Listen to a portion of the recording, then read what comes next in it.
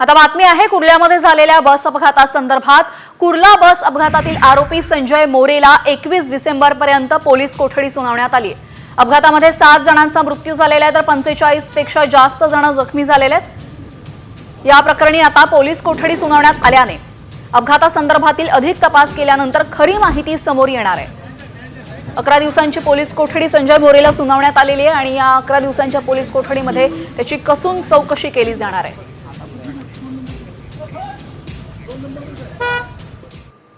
आता बातमी आहे कुर्ल्यामध्ये झालेल्या बस अपघातासंदर्भात। कुर्ला बस अपघातातील आरोपी संजय मोरेला 21 डिसेंबर पर्यंत पोलीस कोठडी सुनावण्यात आली। अपघातामध्ये 7 जणांचा मृत्यू झालेला आहे तर 45 पेक्षा जास्त जण जखमी झालेले आहेत। या प्रकरणी आता पोलीस कोठडी सुनावण्यात आल्याने अपघातासंदर्भातील अधिक तपास केल्यानंतर खरी माहिती समोर येणार आहे। 11 दिवसांची पोलीस कोठडी संजय मोरेला सुनावण्यात आलेली आहे आणि या 11 दिवसांच्या पोलीस कोठडीमध्ये त्याची कसून चौकशी केली जाणार आहे।